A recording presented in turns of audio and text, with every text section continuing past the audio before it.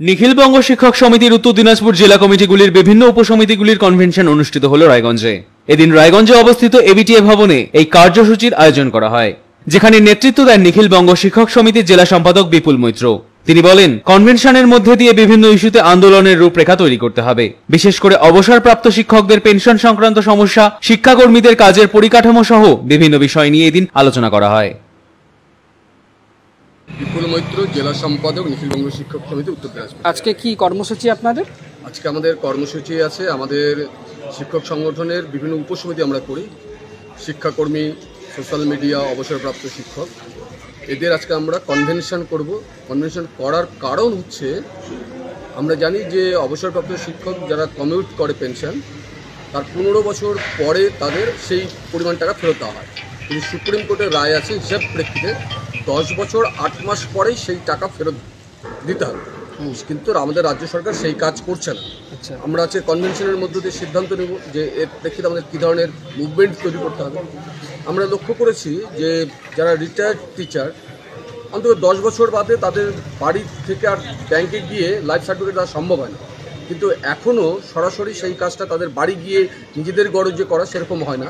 আমি নাম উল্লেখ করব না, কিন্তু এরকম একজন আছে যার কাগজ জমা পড়েছিল, কিন্তু 24শে ফেব্রুয়ারি থেকে আজকে হচ্ছে 25শে জুন, এই সময়কাল পর্যন্ত হচ্ছে না। শুধুমাত্র তারা কাগজটা ঠিকমতো পায়নি বলে পেনশনটা পাচ্ছে না। তাহলে সেটা নিয়েও আমাদেরকে আজকে আলোচনা করে ঠিক করতে হবে যে এটার জন্য আমাদেরকে ট্রেজারি সহ ডিআই অফিস, ব্যাংক ইত্যাদিতে কী ধরনের মুভমেন্ট করতে হবে। শিক্ষাকর্মীদের ক্ষেত্রে আমরা দেখেছি যে তাদের কাজের কোনো জব চার্ট তো নেই, এবং যখন যা খুশি সেই ধরনের কাজই তাদের করতে হচ্ছে। গতকাল একটা সার্কুলার বেরিয়েছে, মিড ডে মিলের সঙ্গে কুকুরদেরকেও খাবার দিতে হবে। পশুপ্রেমী হিসেবে নিশ্চয়ই এটা একটা বিষয় হতেই পারে যে কুকুর, যারা কত কুকুর আছে তাদের খাওয়ার কোনো একটা ব্যবস্থা, এই জন্য গ্রাম পঞ্চায়েত আছে, মিউনিসিপ্যালিটি আছে, তাদের একটা পরিকাঠামো তৈরি করে সেটা করতে হবে। এবার যদি স্কুলের টিচারদের সেই কাজ করতে হয়, এবং স্কুল বলতে গেলে শিক্ষাকর্মীদেরকে এই কাজে লাগিয়ে দেওয়া হবে, সাধারণত তাই হয় স্কুলের ক্ষেত্রে। তাহলে তারা কোন কাজটা করবে? স্কুলের মূল কাজটা করবে, না এই রাস্তার কুকুর খাওয়ানোর কাজটা করবে? তাহলে এই ধরনের তাদের বিষয়ে করতে হবে। কম্পিউটার ছাড়া কোনো কাজ হচ্ছে না। সমস্ত করণিক যারা আগে নিযুক্ত হয়েছে তাদের হচ্ছে কম্পিউটার ট্রেন্ড না তারা, ফলে অনেক বিদ্যালয়, বিশেষ করে গ্রামীণ অঞ্চলের বিদ্যালয়গুলোকে হচ্ছে আউটসোর্সিং দিয়ে কাজ করতে হচ্ছে, প্রচুর পয়সা খরচ হচ্ছে। যে পয়সাগুলো কম্পোজিট গ্রান্ট স্কুলগুলোকে দেওয়া হচ্ছে না। গত বছর কেবলমাত্র 25% দেওয়া হয়েছে, এই বছরের 6 মাস চলে গেল, 1 পয়সা দেওয়া হয়নি।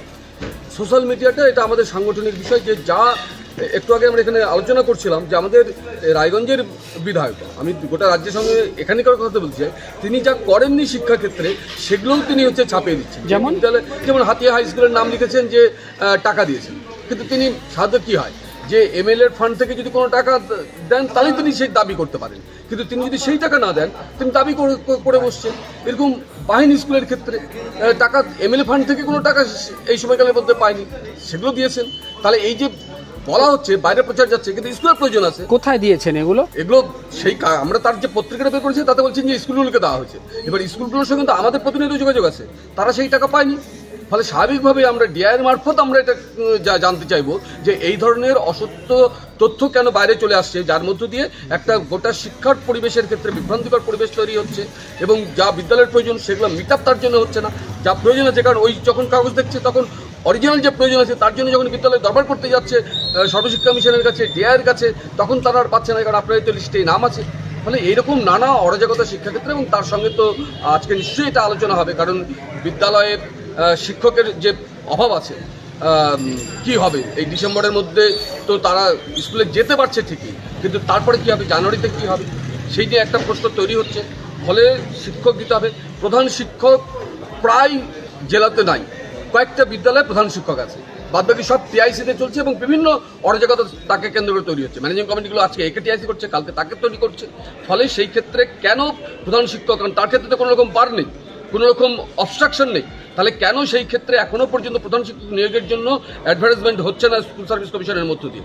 এই সমস্ত বিষয় নিয়ে এক কথায় আমাদের রাজ্য তো বটে, আমাদের উত্তর দিনাজপুর জেলার একেবারে প্রত্যন্ত অঞ্চলের শিক্ষা সঠিক পরিবেশ, সকলের ঘরে শিক্ষা পৌঁছানোর যে দাবি, নিখিলবঙ্গ শিক্ষক সমিতি যার জন্য প্রতিনিয়ত পথে থাকে, এবং তার সঙ্গে নিশ্চয়ই আমাদের বকেয়া ডিএ যা সুপ্রিম কোর্ট দিয়েছে, অবসরপ্রাপ্ত তাদের যে ওষুধের দাম বেড়েছে, আজকে সেটাও আলোচনা হবে যে কেন এখনো পর্যন্ত জুন মাসের 30 তারিখে দিতে হবে। আজকে আমরা 22 তারিখে করছি, আগামী পরশু দিন আমরা অবস্থান বিক্ষোভ করবো এটাকে কেন্দ্র করে, ডিএ না দিলে পরে এবং 30 তারিখের মধ্যে যদি না হয় তাহলে কিন্তু এই আমাদের নিখিলবঙ্গ শিক্ষক সমিতি এই ডিএকে কেন্দ্র করে, কারণ অবসরপ্রাপ্ত শিক্ষকদের ওষুধের খরচ যা বেড়েছে এবং দ্রব্যমূল্য যেভাবে বেড়েছে সবটা মিলে তারা নাজেহাল হয়ে যাচ্ছেন। ফলে তাদের তো যারা কাজে আছেন তাদেরও দরকার দিয়ে, কিন্তু অবসরপ্রাপ্তদের ক্ষেত্রে একটা সাংঘাতিকভাবে প্রয়োজন।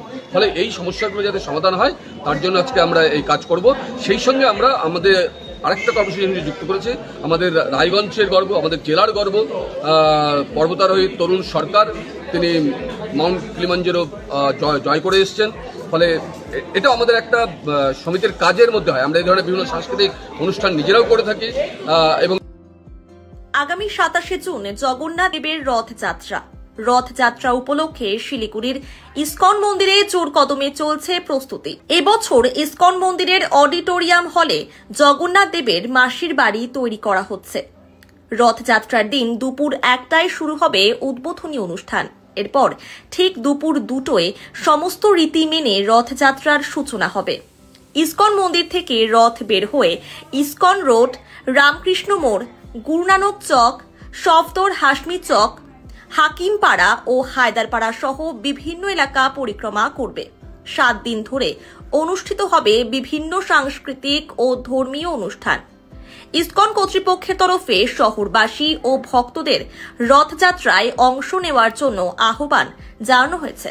27শে জুন ভগবান জগন্নাথ দেবের রথযাত্রা পুরীর সাথে সাথে সারা বিশ্বে এই রথযাত্রা উদযাপিত হবে এবং শিলিগুড়ি শহরে মহা ধুমধাম করে ইসকন আয়োজিত রথযাত্রা উৎসব প্রতিবারের ন্যায় এবারও পালিত হবে। তারে অন্তিম পর্যায়ে এখানে এসে তিনটা রথ আমাদের সুসজ্জিতভাবে এখানে দাঁড়িয়ে আছে।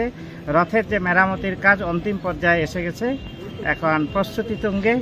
27শে জুন ভগবান জগন্নাথ দেবের রথযাত্রা, সেই আনন্দ এবং তার প্রিপারেশন তুঙ্গে। ঠিক 12টার সময় ভগবান শ্রীমন্দির থেকে উনি রথে আহরণ করা হবে 1টার মধ্যেই, এবং রথের যে প্রোগ্রাম 1টার মধ্যে উদ্বোধনী অনুষ্ঠান শুরু হবে। ঠিক 2টার সময় ভগবানের সামনে ঝাড়ু দিয়ে নারিকেল আরতি করে তারপরে রথ 2টার সময় শুরু হয়ে যাবে। ইসকন মন্দির থেকে ইসকন রোড ধরে সেবক রোডে উঠবে এবং সেবক রোড ধরে আমাদের সেবক মোড়ে পৌঁছাবে এবং হিলকা রোড, ভেনাস মোড়, আপনার হসপিটাল মোড়, ভুটিয়া মার্কেটের পাশ দিয়ে হাকিমপাড়া হরেন মুখার্জি রোড ধরে পাকুড়তলা মোড়, নজরুল সরণি ধরে স্বামীজি মোড়ের দিকে যাবে এবং হায়দ্রাপাড়া মেন রোড হয়ে ইসকন মন্দিরে পৌঁছাবে। এবং 7 দিন ধরে মাসির বাড়ি ইসকন অডিটোরিয়ামে হচ্ছে। মহা ধুমধাম করে 7 দিন ধরে জগন্নাথ দেব তার মাসির বাড়িতে থাকবেন। ভোগ রন্ধন হবে, বিভিন্ন 56 ভোগ প্রসাদ দেওয়া হবে এবং ভক্তরা জগন্নাথের কথাও শুনতে পারবেন। তার প্রবচন হবে, প্রতিদিন নাটক হবে। রাস্তা সংস্কারের দাবিতে ধানের চারা লাগিয়ে বিক্ষোভ দেখালেন গ্রামবাসীরা। ঘটনাটি ঘটেছে উত্তর দিনাজপুর জেলার ইসলামপুর ব্লকের কমলাগাঁও সুজালি গ্রাম পঞ্চায়েতের বাহাদিগঞ্জ গ্রামে। এদিন স্থানীয়রা দাবি করেন দীর্ঘদিন ধরেই তাদের রাস্তার বেহাল অবস্থা।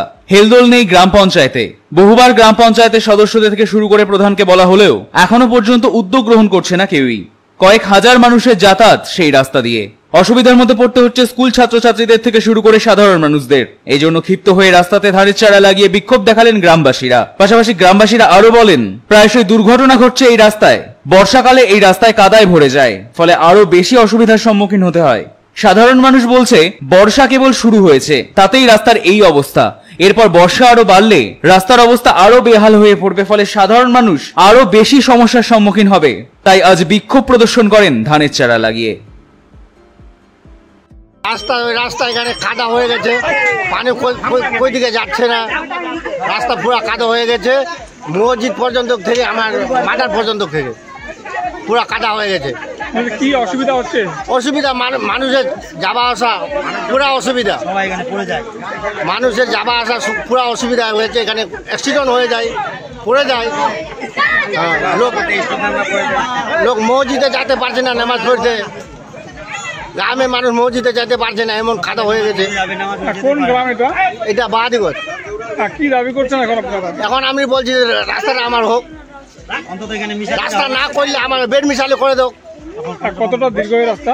রাস্তা এই মসজিদ পর্যন্ত থেকে আমার পাগলাপি পর্যন্ত। কার কাছে দাবি করছেন? জাহিদুল বাবু আর সাত্তার বাবু যে প্রেসিডেন্ট আছে, উনিও আমার প্রধান লতিফুল রহমান। কতদিন ধরে রাস্তার এই বেহাল অবস্থা?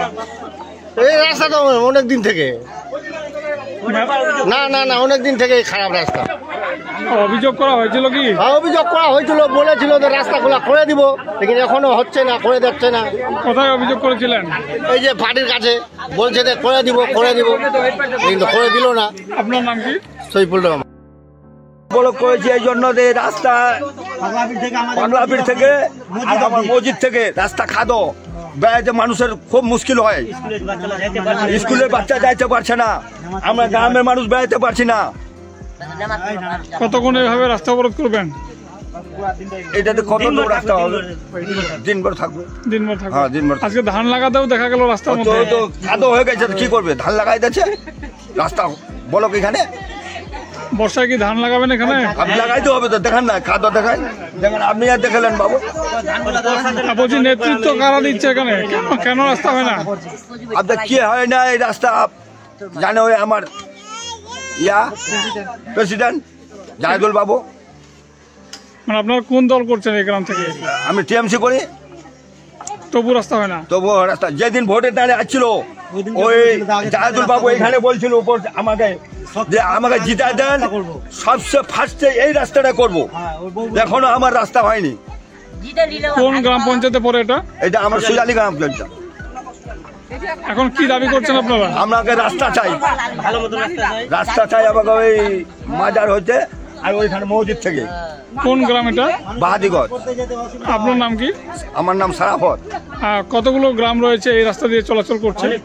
অনেক, 3টা অঞ্চলের মানুষ এখান থেকে যায় বাবু। এখান থেকে আতালডাঙ্গি থেকে ময়নাগুড়ি যায়, সুজালি অঞ্চলের গোবিন্দপুর, খন্তি, সব মানুষ এখান থেকে যায় না। যে একটু এখান দাঁড়ান, কত মানুষ এখানে জাম হয়ে যাবে। আপনার নাম কি?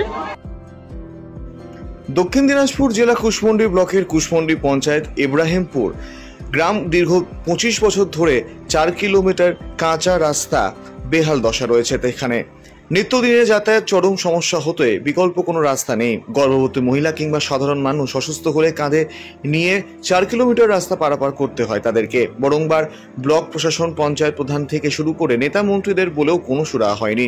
রবিবার সকালে গ্রামবাসীরা ধানের চারা গাছ রোপণ করে বিক্ষোভ দেখায় কাঁচা রাস্তা পাকা দাবিতে। পাশাপাশি ইব্রাহিমপুর আধিকের গ্রামের সাধারণ মানুষ ভাঙন তুলে নিজের উদ্যোগে গ্রামে কাঁচা রাস্তা মেরামত করছেন গ্রামবাসীরা। এই বিষয়ে গ্রামবাসী মোকসেদ আলী শরীফুল ইসলাম বলেন, দীর্ঘদিন ধরে রাস্তায় চরম যাতায়াত সমস্যা হচ্ছে।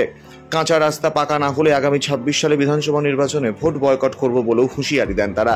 এ বিষয়ে স্থানীয় বাসিন্দা আশরাফ আলী দীর্ঘ 25 বছর ধরে 4 কিলোমিটার কাঁচা রাস্তা বেহাল দশা পড়ে রয়েছে বলেও জানান। নিত্যদিনের পথে দুর্ঘটনা লেগেই রয়েছে, তাই আজ ইব্রাহিমপুর গ্রামবাসী নিজস্ব উদ্যোগে কাঁচা রাস্তা মেরামত করছেন। বিধানসভা নির্বাচনের আগে রাস্তা ঠিক না হলে ভোট বয়কট করবে গ্রামবাসীরা বলেও হুঁশিয়ারি দেন তিনি।